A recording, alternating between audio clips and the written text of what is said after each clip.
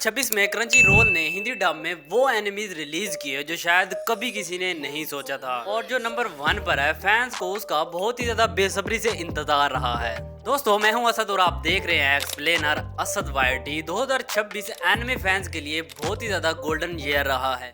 Hindi dubbing industry इतनी तेजी से ग्रो कर रही है कि अब वो एनिमीज भी हिंदी डब हो चुके हैं जिनका कभी नहीं सोचा था कि कभी ये भी हिंदी डब होंगी। आज हम बात करेंगे 2026 की top 10 best Hindi dub anime की। ट्रस्ट मी गाइज, लिस्ट की एंड तक आते आते आपको पता चल जाएगा कि इस साल कौन सी एनिमे ने सबसे ज्यादा धूम मचाई है। वीडियो को लाइक कर लो for algorithm play 1.25x for better experience. List की नंबर 10 पर जो सीरीज आती है उसका नाम है the Rising of the Shield Hero. Season 3 और 4 आ चुका है हिंदी डब के अंदर। मैं तुम्हें स्टोरी का थोड़ा सा प्लॉट समझा देता हूँ कि आखिर इसमें होने क्या वाला है। नाओफुमी जो कि एक नॉर्मल जापानीज स्टूडेंट होता है, अचानक उसे एक फैंटेसी वर्ल्ड में समन किया जाता है, लेकिन कोई नॉर्मल समनिंग नहीं थी। यहाँ पर हमें 4 कार्डिनल हीरोज में से एक शील्ड हीरो बनाकर, लेकिन शुरू होते ही उसे एक फौज एसोसिएशन में फंसाया जाता है जिसकी वजह से पूरी दुनिया के लोग उससे नफरत करने लगते हैं। सीजन 3-4 तक आते आते नाओफुमी एक ब्रोकन से एक ऐसा लीडर बन चुका होता है जो अपनी अलायंस के लिए कुछ भी कर सकता था।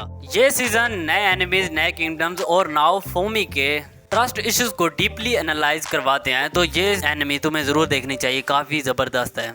लिस्ट के नंबर 9 वाली एनिमी पर आते हैं माय हीरो एकेडमिया सीजन 8। इज़ाकू एक नॉर्मल बॉय है जो कि बिना क्विरिक के पैदा हुआ था, आगे चलकर एक ऐसी लेगेसी का वारिस बनता है जिसे कोई भी नहीं मिटा पाता। सीजन 8 स्टोरी के सबसे डार्क और हाई स्टैक्स फेस में पहुंच चुका है। ऑल फॉर वन और उसकी फोर्सेस के अगेंस्ट एक फाइनल वार शुरू होती है। ह्यू को अपनी खुद की लिमिट्स और अपने दोस्तों की जान और हीरो सोसाइटी के बीच में एक बैलेंस बनाना पड़ता है। ये सीजन इमोशनली बेटरयाल और ब्रूटल बैटल्स लेकर आता है जो कि काफी ज्यादा जबरदस्त है और ये हिंदी डब में अवेलेबल है, तुम जाकर देख सकते हो क्रंची रोल और नेटफ्लिक्स दोनों पर। लिस्ट के नंबर 8 एनिमी पर आते हैं One Piece Egghead arc. Luffy और स्ट्रो हेड क्रू एक फ्यूचरिस्टिक आइलैंड पर जाते हैं जिसे एगहेड कहा जाता है, जहां पर जीनियस साइंटिस्ट डॉक्टर वेगापिंक रहते हैं, जहां वर्ल्ड गवर्नमेंट के सबसे बड़े बड़े सीक्रेट्स रिवील होते हैं, इंक्लूडिंग एंशिएंट वेपन्स और वाइड सेंचुरी का सच। ये आर्क सिर्फ एक्शन नहीं, वन पीस की पूरी माइथोलॉजी को नेक्स्ट लेवल पर ले जाता है, जिसमें पॉलिटिक्स, बेटरयाल और वर्ल्ड चेंजिंग रेवोल्यूशन शामिल हैं। बढ़ते हैं लिस्ट के 7 नंबर वाली एनिमी पर, माय एकेडमिया वेगालेंटिस। और ये थोड़ी अलग स्टोरी है, पहले मैं एक एनिमी इसी नेम की बता चुका हूँ, लेकिन ये उसके अंदर अलग है, जिसके अंदर हमें ड्यूक की लाइफ दिखाई जाती है, लेकिन एक अलग एंगल से, जहाँ हमें उन लोगों को दिखाया जाता है जो कि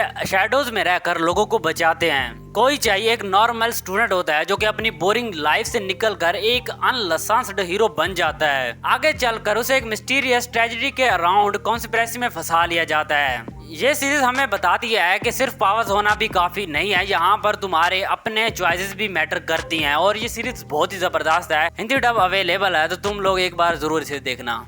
लिस्ट पर नंबर 6 पर जो एनिमी आती है one of the most best enemy होने वाली है और मैं तुम्हें रिकमेंड भी करूंगा कि तुम ये देखो। सबसे पहले एनिमी के अंदर हमें 2 भाई दिखाए जाते हैं, एक का नाम एडवर्ड और दूसरे का नाम अल्फांसो होता है, और वो अपनी माँ को वापस लाने के लिए एक फॉरबिडन एल्केमी रिचुअल करते हैं जिसका बैकस्लैश इतना ज्यादा भयानक होता है कि एडवर्ड अपना एक हाथ और पाँव खो देता है और अल्फांसो की तो पूरी बॉडी ही वैनिश हो जाती है, जिसके बाद उसकी सोल एक आर्मर सूट के अंदर कैद हो जाती है हमेशा के लिए। और इसके बाद उन दोनों की जर्नी स्टार्ट होती है फिलोसोफर स्टोन को ढूंढने में, और ये एनिमी बहुत ही ज्यादा जबरदस्त है, तो तुम्हें एक बार तो इसे देखना ही चाहिए। बढ़ते हैं लिस्ट के नंबर 5 वाले एनिमी की तरफ, टोक्यो गोल सीजन 1। एनिमी के अंदर हमें एक किंकी नाम के स्टूडेंट को दिखाया जाता है जो कि अपनी नॉर्मल लाइफ गुजार रहा होता है, लेकिन उसके साथ आगे कुछ ऐसा होने वाला था जो उसको बिल्कुल ही बदल कर रख देता है।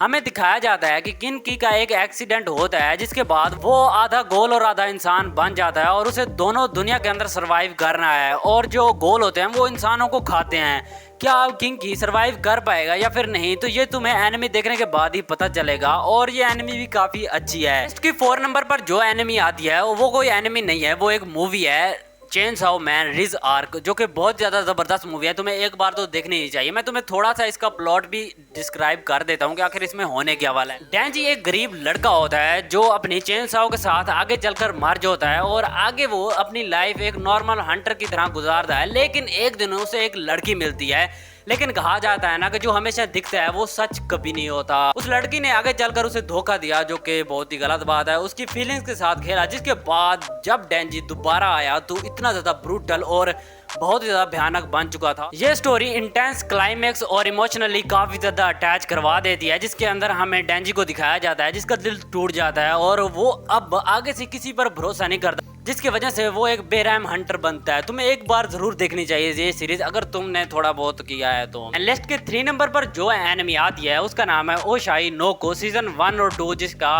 हिंदी डब ऑलरेडी आ चुका है। तो मैं तुम्हें थोड़ी सी इसकी भी स्टोरी डिस्क्राइब करके बताता हूँ कि आखिर इसमें होने क्या वाला है। एनिमे के अंदर हमें दिखाया जाता है एक डॉक्टर को और उसका एक असिस्टेंट होता है, जो कि एक ही रात के अंदर दोनों को असैसिनेट करवाया जाता है, जिसके बाद वो दोबारा से रिनकारनेट होते हैं अपनी ट्विंस के रूप के अंदर और उसके बाद वो अपना बदला लेते हैं या नहीं लेते ये तो तुम्हें एनिमे देखने के बाद ही पता चलेगा। लेकिन एनिमे काफ़ी ज़्यादा ज़बरदस्त है, जिसके अंदर हमें एनिमे के अंदर रिवेंज, फेम और आइडेंटिटी के अराउंड ही सारी एनिमे घूमती रहती है और इसके अलावा एनिमे बहुत ज़्यादा एंटरटेनिंग है, तुम्हें एक बार ज़रूर देखनी चाहिए। अब आते हैं लिस्ट के नंबर 2 वाले एनिमे की तरफ, fair in beyond journey and season 2। Fair in एक एल्फ मेज है जो कि डीमन किंग को हराने के बाद अपने कंपेनियंस की इमोर्टैलिटी समझने में लग जाती है, लेकिन जबकि उसके दोस्त एक एक करके गुजर जाते हैं और सीजन 2 में फेरिन अपनी नई जर्नी को स्टार्ट करती है, नए स्टूडेंट्स को ट्रेन कर दिया और अपने इमोशंस को समझने की कोशिश कर दिया जो उसने सेंचुरीज तक इग्नोर किए थे। ये एनिमी एक स्लो पोएटिक और लॉस मेमोरी पर ज्यादा फोकस करती है, तुम्हें एक बार जरूर देखनी चाहिए। अगर तुम्हें थोड़ी सी अजीब टाइप की एनिमी देखना पसंद है तो एक बार देख ही सकते हो। लिस्ट की आखिर में हम लोग आ चुके हैं जहाँ पर मैंने 2 एनिमीज को रखा है, तो उनमें से तुम लोग बताओगे कि कौन सी एनिमी फर्स्ट है। मैंने 2 को रखा है, पर जिस पर ज्यादा कमेंट्स आएंगे तो वही जीत जाएगी ऑब्वियसली। ठीक है, बढ़ते हैं नंबर 1 वाली पर, jujutsu Kaisen calling game season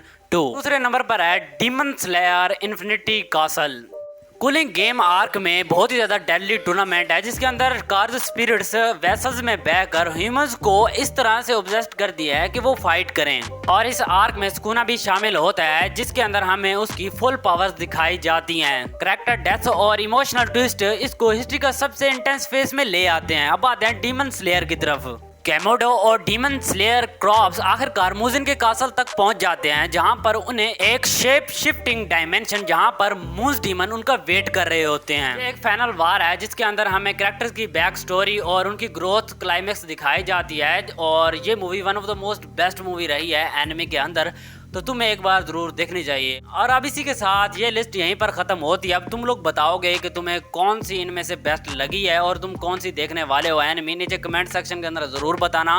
और एक्सप्लेनेशन वीडियो देखनी है तो डिस्क्रिप्शन बॉक्स में लिंक मिल जाएंगे, तुम वहाँ से जाकर देख सकते हो। और बाकी मैं मिलता हूँ अगली वीडियो में, तब तक के लिए बाय बाय।